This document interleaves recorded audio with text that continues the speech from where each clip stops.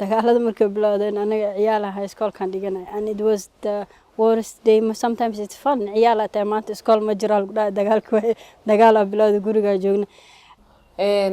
inaan ururada ku biiro bulshada rayidka ah xilliga waxaan soo bilaabay inaan wax barasho aan u bilaabo caruur yar yar oo aan waxna akhriyin waxna qorin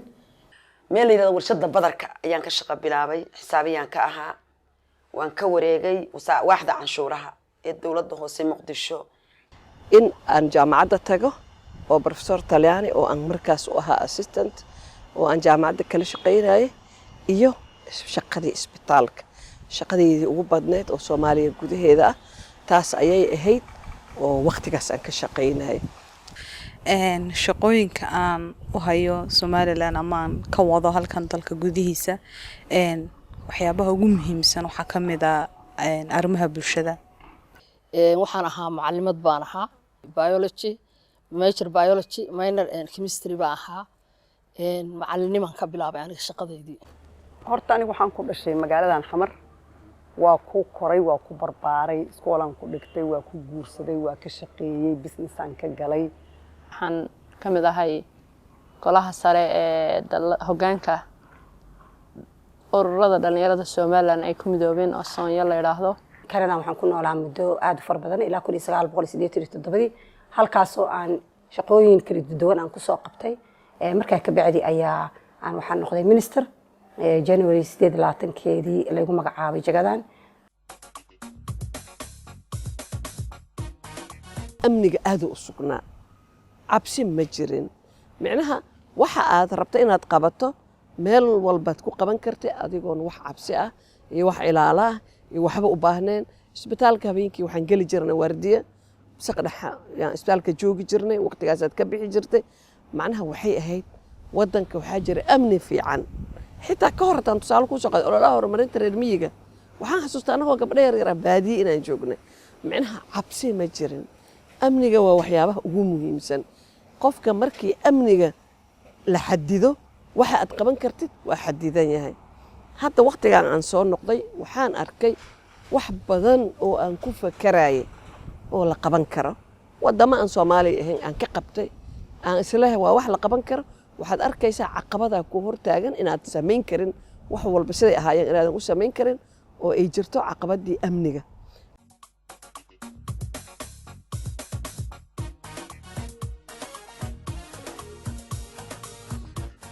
And immediately after the fun, she put us to work. I remember I know young inay nagu saftaan oo dhalinyaro yariis ciyaalka dhan biyaha inaan dadka u geeyno u qaybino dadkiina soo dhaweeyno geedaha geeyno Soomaaliya dhan nagu soo qaxday. It was terrible experience ahead. It's only not you lost schoolki iyo family-kaadi iyo friends-ka ka dhumaayo new wave agalisa dagaal jiro dad dhaawac arkaysa rafaadkii weerarkii habeenkiina guriga ku jirno oo aan la bixin maalintii xataa mararka qaarkood inay adkaatay in banaanka loo baxo dagaaladii 1992 1993 markii inta dagaalada zaidka ka socdeen 94kii oo Ciidii Calimaad waxa soo dhan waa u joognaa anaga end of 93 aan wadanka tagay oo aaday scholarship iyo waxbarasho u baxay 93 tilna waa ka maqnaay markaan soo laabtay 1998kii great difference hadana jirta subhanallah right waxay ahayd markii Ethioopiaanka soo galeen kiyaskii hadana ku soo dhacay but improved in somehow 1993 1994 2008 way kala duwanaa improvement ay sameeyeen as of today maanta aan taaganahayna improvement ahad lahayna aan ila tahay maybe dadka dibadda ka imaaday waxba uma arkaano wali dagaal jiro inta jidka jabsan but improvement ahad lahayn yani qabowgan aan ku fadhino nabadan aan ku joogno xabad aan la maqlaynin isbitaalkii dhaawac ka buuxin dhakhtar ahaan hadaan u hadlaani ahaan dad baahan oo aan lagu soo sheegaynin maanta qafaa baahay u dhintay wax weyn ay tahay pointyashaas aan la arkeenin yani wadankii aniga aan gaari ku wadan karo free ku ahay oo meeshaan rabo aan ka tagi karo xamari eerida afgooy la foole oo inta gaarigay ka haysto 10 minute aan dhaho 15 minute qafaan Muqdisho kugu imaana riding centerka Muqdisho aniga wax weyn ay la tahay wax aan xad lahayn oo la koobi karin ay la tahay farxad isbedel weyn ay tahay waxaan rajaynaynaa inaan meeshaas ka sii wadno insha Allah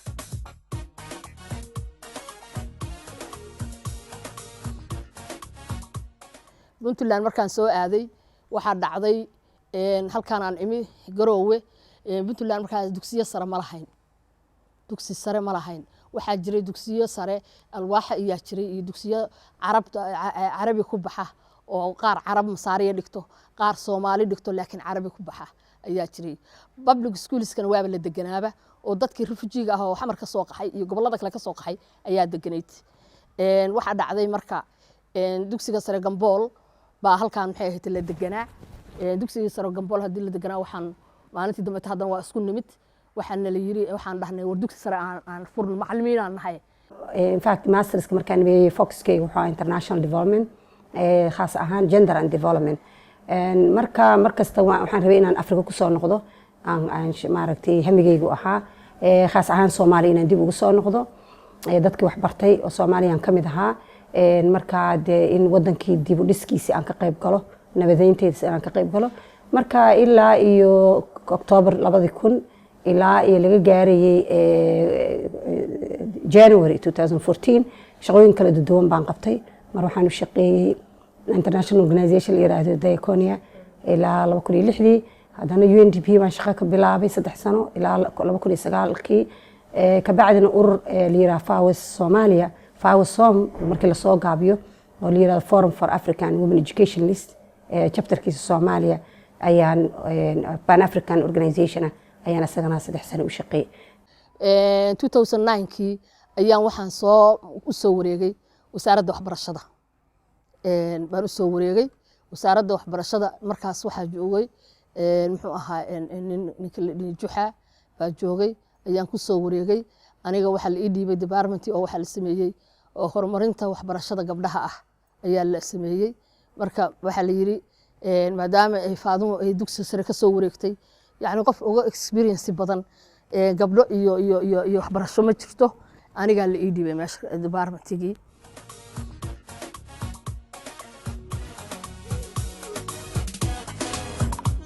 hawlahaas aan hayo kuwa ugu muhiimsan oo qoraalka waxa ii fududeeyay waa waxaan jecelahay anigu ugu horeyn oo hobbigayga ah inaan wax qoro waxaan jecelahay maadaama aan jecelahay waa inaan uga faa'iideeyo bulshada waxyaabaha ii fududeeyay waxaa ka mid ah inaan helay markii ugu horeysayba asxaab iga caawisa arrimaha ama dad ila fikira ila dareemayo waxaan dareemayo iyo aan isfahmayno waxyaabahaas ba ii fududeeyay inaan hawshan aan hore uga sii socdo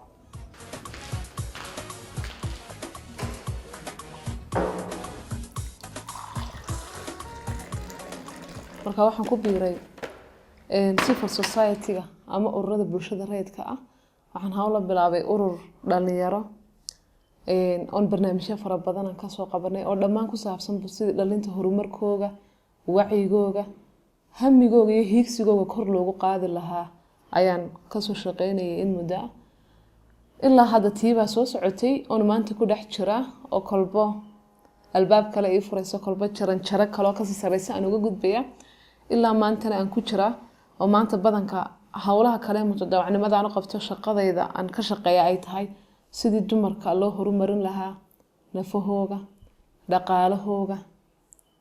iyo arrimaha bulshada sida uga qayb qaadan lahaayeen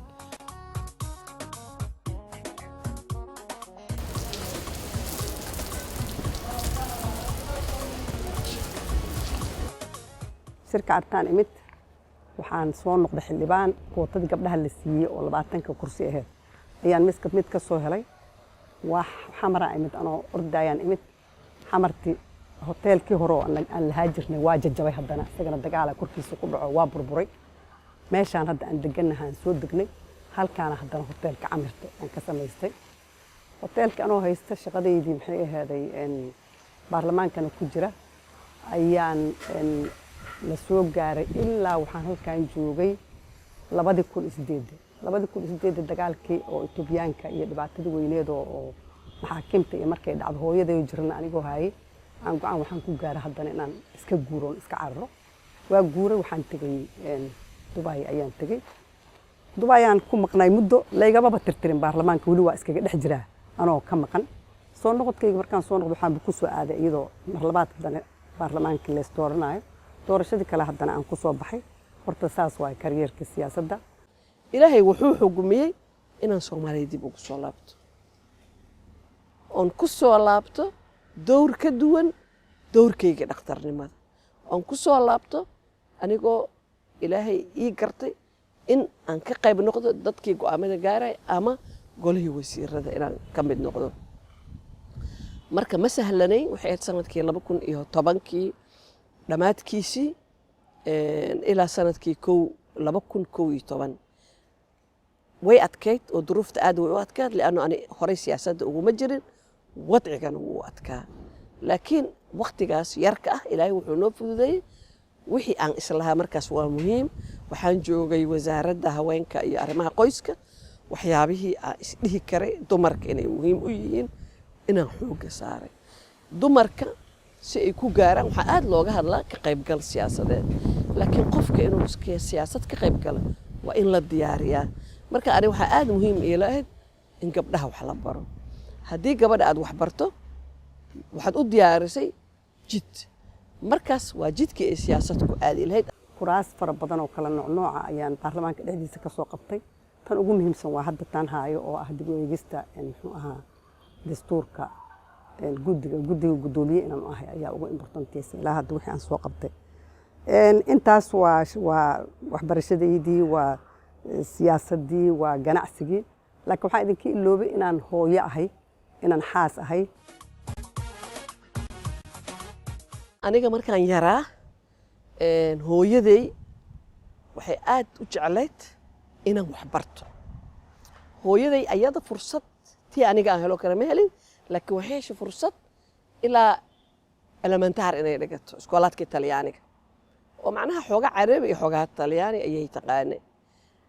marka waxaan arki jiray hadda markaan analyse gareeya hooyaday habkii ay ii diyaarinaysay,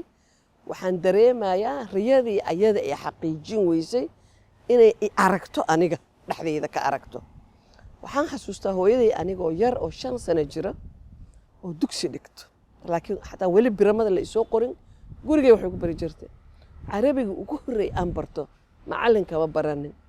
carabiga ugu horreey aan barto jumla ismiya iyo jumla ficliya, khabar iyo mubtada, ficil iyo faacil, hooyaday ayadoo intaas ana waxaas aqaana yaa iskoolka biramada la igay elementariga. macnaha inaan aad wax u bartay aad xoogga u saari jirtay. marka waan xasuustaa macnaha mar kasta waxay jeclayd Soomaaliya culture jiray, gabdhaha markay madaxa soo qaadaan waa la guursan jiray, gabdho badan ma heli jirin fursad. hooyaday waxay aad iigu guubaabin jirtay inaan wax barto. ilaahay ka sokow haddayna ahayn hooyaday qofka aan ahayna maanta ma ahaadeen, meesha aan gaarayna ma gaareen. marka role modelkayga ayaday ahayd in odagayga aad iyo aad oo iigu gacan qabtay noloshayda horumarka ay gaarta, ama mid ganacsi ha noqoto, ama mid siyaasadeed ha noqoto, ama mid waxbarasho ha noqoto, kulli igu dhiirigeliyey.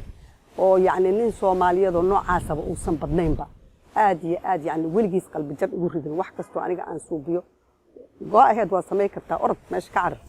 hooyaday taas waxyaabo ugu waaweyn oo dhiirigeliyey oo waxaan ahay ilaahay ka suko sheeb gareeyay waa hooyaday. su'aal ma lahan. anoo yar 8 sano 9 sano aan la shaqeynay isbitaalka aan la joogay, aan arkay, aan fiirinay si dadku caawinayso. annagoo yaray nagu soo tarbiyeysay in ummadaada wax la siiyo, in dadkaada wax lala qaybsado oo aan kaliya wax lahaanin. soo iyada ahayd qofkii meesha maanta jooga isoo gaarsiisay oo aan ka يعني هيكسنا إذا عمل مقارنة يعني أو دواء حتى عدة وجوه رئيسة هرمودي نقطة مرة الموديل نقطة وهو يدي معان هدينا يدي بربارن هدينا يديري كلين هدينا يقولون واد قبان كرتا فردق ككع برا شقة صعة هيكسو ريو مقارن مركا واد first person role model يا هو يدي انت كدي مركا لغا صوبحو حقا هو يدي أو أن qofka ugu horeeya uguna dambeyn role model ah. waxaa jira dad fara badan oo role model ah. waxaa ka mid ah umul muuminaat baa ka mid ah, ilaahay raalaha ka ahaado.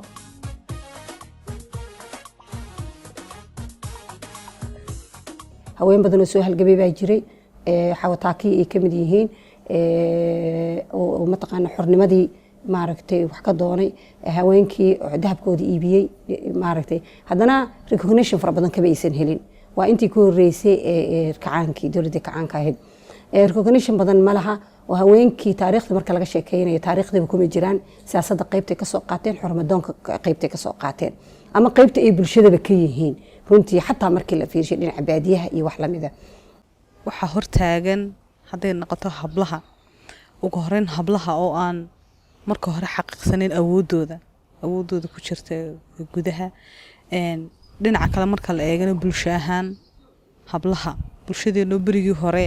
aan hablaha u wanaagsanayn berigii hore dugsiyada looma diri jirin hablaha alxamdulilah imka taas way dhammaatay oo habluhu meelo badan bay ku jiraan oo shaqooyinka waa laga dhex arkaa arrimaha bulshada waa laga dhex arkaa ani markii college-ka hooyadii raashi ii diraysa 10 years oo graduate post graduate waxaa islaan waa yeela ku imaanaysa gabar waa ama soo halaabaysa gabar waa in loo guuriya it's impossible waa gabar in dibadda loo diro ay intaasoo sano ku maqnaato ay soo laabato iyadoo yacni impossible laakiin hooyadii she insisted waxay tiri no waxay ii soo baranaysaa gabadheeda fiicana ii imaanayso so it comes from the parents from the support of male memberka oo ku jiro hooyada iyo waalidka iyo raggeena nala jiro iyo annaga inaa iscaawino qofkii gabadh dumar wax qabana waa in aniga ku farxa cadowga oo noogu horeeya annagaa isku haddaa dumarna waa gurigaada joogay ku leedahay islaanka weyna daaratay maxaa la wareegaysaa soo naag lagu qabo ma tiid very simple every day hadda odagii waa maqan yahay markaa shaqada kusoo daxay baryaha odagaada joog wariyaa guriga noqon ninkaada u tag waxaa leeyahay he's a doctor he has his life I have my life shaqa ii taalo so concept of whole society inay fahanta waaye caqabadaha waxa ugu waaweyn ee kamid ah waxa weeyaan horta caqabado badan way jiraan waxa ugu waaweyn cidaad ku dayato oo waxaan kaaga horeysay baa yar imka ururka qorayaasha Soomaaliland markii aan galayay 10 sano buu jiray Sweden buu xarun ku leeyahay Soomaalilandna uu ku leeyahay xarun waxaan noqday gabadhii ugu horeysay ee ka mid noqota taas caqabado weeyaan inta arrimaha bulshada markaad ku jirto waa waxaad volunteer garaynayso wax mutadawacnimo weeyaan mushaar ku qaadan maysid taalafteed wax laga yaabaa su'aalo badan baa la iska ka weydiin doonaa hawl markaad wadaan dad badan baa oran doona hawshan ma lacag baad ku soo qaadatay maxaasan sameynaya laakiin labadii system baa kala gedisan systemna wuxuu ahaa system dawlad weyn oo xoog leh ku fadhido oo hogaaminaysu ahaa oo maaragtay xataa la diidayo waxa gabadha culayska ku ah waxa gabadha ka hor imaanaya waxa gabadha diidaya aan la diidi karin waxay ahayd dawlad power leh xaqqa xuquuqda gabadhuna ay banaanka miiska saaran tahay ayay ahayd iskooladii hadday noqoto jaamacadii hadday noqoto shaqadii dawladda hadday noqoto suuqyadii hadday noqoto businesskii hadday noqoto waxay lahaayeen xorriyad aad iyo aad maaragtay u weyn waxa way gabadhii wax barateen wax ma waayi jirin iyadoo inay isreebto mooyaane cid reebaysa ma jirin dhinaca kale waxaa jira dhaqan Soomaaliyeed ma aha dhaqan islaamik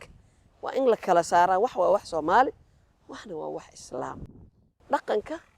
oo gabdhaha hadda reebo waa dhaqan mid Soomaalida qaas u ah oo ah gabar waxaas dumar baad ka tahay lagu leeyahay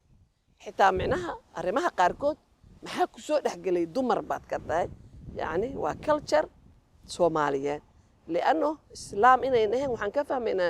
نبي الله محمد عليه الصلاة والسلام maalintii yani ugu adkayd oo asxaabtii ay diideen hadalkiisa inay maqlaan sulx al-Hudaybiya Salama uu noqday wax weydiiyay halkii Salama keenta lagu badbaaday marka laakiin in la dhaho waxaas gabaraad ka tahay iyo waxaas kuma lagu leeyahay waa dhaqan Soomaaliyeed oo dhaqankeena geel jiraha aha marka geel jirihii diin ma ahayn kii waa jira laakiin hooyo xilliga joogtay naag inay taliso way ku adkayd so I think at least 60% they getting population kan deganahay way accept gareynayaan yani in woman ah oo leaderkooda ah alxamdulillah yani improvement 23 years hooyo arkayeen haday hooyo arki lahayn oo woman oo leader 23 years it will be more challenging maanta aan inta maada leader u noqdo way ku adkaa lahayd insha Allah gabdhaha naga dambeeyo waa fududaan doontaa waxaa kaloo jirta dhaqan diinta islaamka oo ayadana si qaldan loo adeegsaday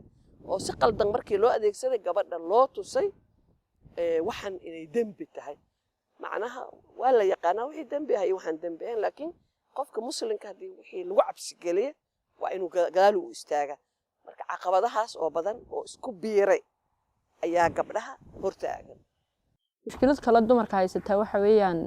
inta aanay siyaasadda iman ama aanay arrimaha bulshada ama waxa aanay ka qayb galin iyaga laftooda waxa ku yara jirta cabsi baa ku yara jirta waxaan inay doontaan inay ka qayb galaan hadii halgankaas uu iman lahaa iyaga uu ka iman lahaa rabitaankaas wax badan baa saxmi lahaa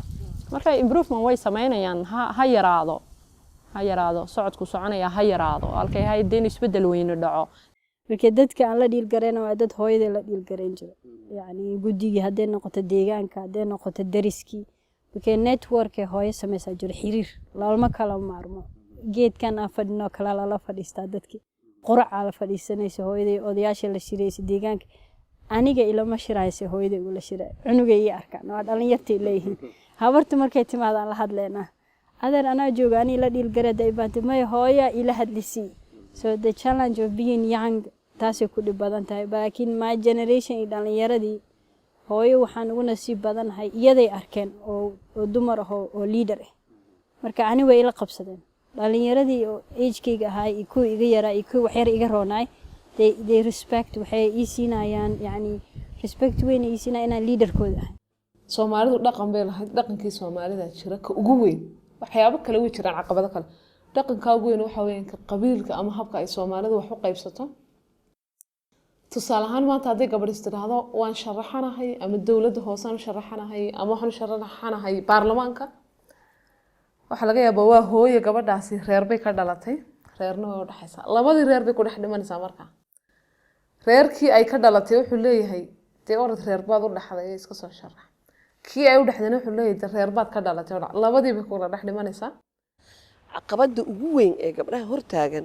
ay meel ka gaaraynin waa mujtamaca qabaliga mujtamaca Soomaaliga waa mujtamac qabiil ah qabiilka waxa u tirsan ninka ragga qabiilka kursigiisa gabar inay qaadato diyaar uma xildhibaan gabar inay qaadato diyaar uma wax ka dhumo u arka kursiga wasiirnimo qabiilada waliba Soomaaliya powerful ka qabiilada isku wada xoog maaha Soomaaliya laga ma yaabo gabar inay qaadato matalaada siyaasadeed kursiga qabiilka wuxuu leeyahay aniga gabar ima matalays marka waxa lagu qasban yahay in qabiilka nin rag ah loo keeno asagoo ay ka dhasheen boqolaal gabdhood oo aqoon-yahan ah oo hogaamiyayaal ah laakiin maanta waxa yimid system ah gabadha si kastoo aqoon u leedahay iyo si kastoo wax u barato waxa weeye waxaan ku base gareysanahay waxa weeye muxuu ahaa 4.2 waxa weeye qabaa'il weeye oday baa maartay oday baa wax la weydiinaya 4.5 baan ka wadaa oday dhaqameed baa wax la weydiinaya odaygii Soomaaliyeed oo oday dhaqameedka ahaa gabar ma rabo gabar baarlamaan gasho ma rabo gabar wasiirad noqoto ma rabo gabar wax noqoto ma rabo waxa weeye wuxuu ku leeyahay wiilkii baa taagan gabadha xaga u socotaa si horta wiilasha waxa la wada siiyay dhibaatada kale jirtay mararka qaar iska soo horjeeda waxa weeyaan tusaalaha Soomaaliland doorashooyin fara badan baa ka dhacay ilaa 2003 up to now waxa la oranayaa gabadhii markay isa soo sharaxdo ama nimankii soo sharaxaan cid ugu badan ee doorashada codaysa waa dumar cid ugu badan ee codka hesha waa rag cid codka ugu yar hesha ama aan helin waa dumar waxa la isweydiisan mararka qaar kood war idinkiiba ugu badan oo dumar ah maxay imanaysaa caqabadan ah inayna dumarkii soo baxeen wali qabiilkiiba meel walba ku jira markii gabadhii soo baxdo qof walba wuxuu hayay in adeerkii baa rabaa inuu golaha dawladda hoose ku soo baxo inuu maayar noqdo inuu baarlamaanka noogu biiro kadibna qabiilku waa ka ugu weyn ilaa iyo hadda oo maanta la joogo oo dawladda xataa transitional ay ka baxday ama ha noqoto dawlad goboleedyada ee hadda jira Puntland Jubaland South West other emerging waxa galmudug dawladeeda kulli dhamaan markaad eegtid waxaad arkaysaa dawladaha oo dhan oo sameysmay in aysan gabdhihii rool badan siyaasadii aan laga siin percentage-ku aad ugu yar yahay dawladii dhexe oo federaalka ahaydna sidaas oo kale baarlamaanka percentage gabdhaha loo qoondeeyay oo wadaca constitutionalka inaysan helinin kabineetka markii la yiraahdana the most aan helin inay tahay 2 wasiir 10 wasiir markii ayna laba aan helin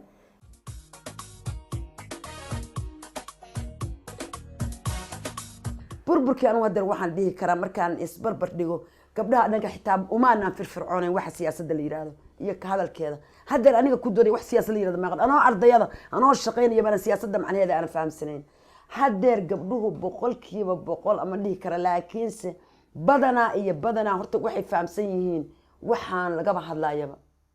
si intan wax ka sii badan aan u qabanno si intan wax ka sii muuq badan aan u gaarno waxaan u baahannahay inaan noqono decision makers si aan taa u noqono waa inaan ku biirnaa golaha xukuumadda fulinta waa inaan baarlamaanka ku biirnaa waa inaan guurtida ku biirnaa waa inaan sharci dejinta ku biirnaa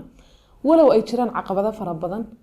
walow una wax badan oo la taaban kara hayna jirin haddana isku daygii iyo hamigaa galay waxay samaysay maanta inay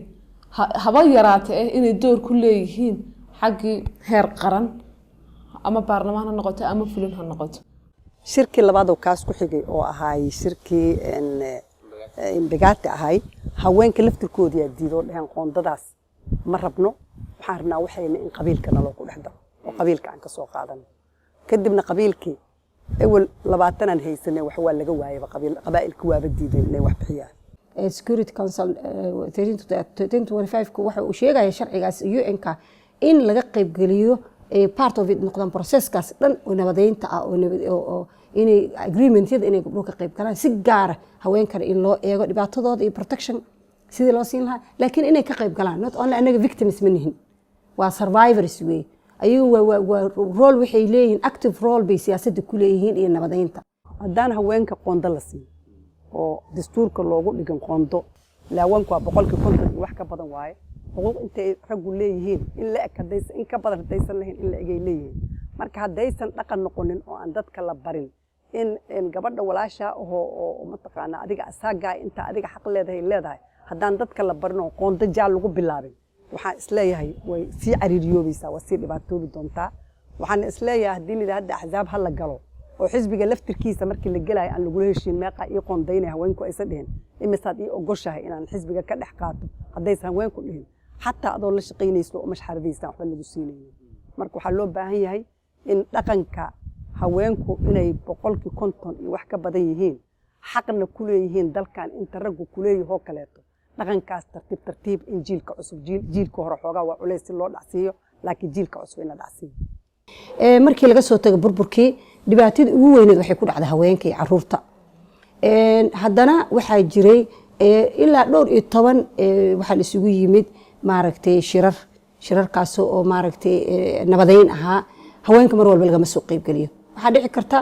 hal ama labo token camal ah in maaragtay la geliyo oo la yiraahdo waxa ka soo qayb galay laakiin siday u badan tahay raggi unbaa isu imaanaya distractionka dadka sameeyeen ayagay u badnaayeen markii ay haweenka ay noqotona inaan lagaba qayb gelinin inay iyagu nabadii qayb inay ka qaadan karaan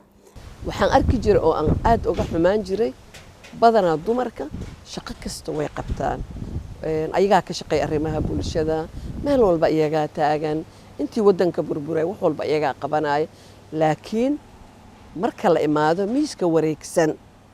ee go'aamada lagu qaadanayo way ka maqan yihiin go'aankaas ayna waxba ka ogeyn ayna wixii lagu soo qorsheeyay ayna ogeyn yaa la soo qaadanaya ayadaana laga rabaa berri inay fuliso micnaha waxaan ka wadaa Puntland xilliga hadda ugu fiicanta waxaan ka wadaa waxa weeye awal wasiirada gabdhaha marar baa la waayi jiray oo ku-xigeenka marar baa la waayi jiray oo agaasimayaasha waa yaraayeen very rare bay ahaayeen hadda waxaad moodaa one step in kor loo kacay because laba wasiir baan hadda maraynaa afar agaasimaa jira gabadh wasiir ku-xigeen baa jirta gabadha beeraha joogta gabadha caafimaadka joogta gabadha joogta maxaa la dhahaa wasaaradda haweenka joogta adigu 4 ilaa 5 maxay ahayd wasiir ku-xigeen oo gabdhaha baa jira dhinaca doorashooyinka Puntland haddaan wax yar ka hadlo runtii haddii review la sameynayo constitutionka waxaan aad u jecelnahay inuu noqdo lensiska ama okiyaalaha aan qaadanayno inay noqoto lensiskii genderka si haweenkii loo tixgeliyo consenskooda iyo interestiga gender consenska loogu daro dimuqraadiyeynta hadday noqoto ama ha noqoto systemka dhan oo federalismka oo hadda la rabo in la sameeyo runtii aad iyo aad ayaan taas aan ugu hanweynahay mustaqbalka haweenka Soomaaliland waxaan arkayaa inuu mustaqbal aad u qurux badan oo wanaagsan oo ka horeeyo bulshada waxa laga saadaaliyaa inteeba aqoontooda iyo heerkooda waxbarasho gaarsiisan yihiin maadaama uu hadda baranayo tiradii dumarkii waxbarashada tagay mustaqbalkooda waxaan arkayaa inuu mustaqbal badan oo fiican oo wanaagsan uu ka horeeyo cid ay ku daydaan oo ugu horeeyay goobaha siyaasadda ganacsiga wax kasta inay hadda jiraan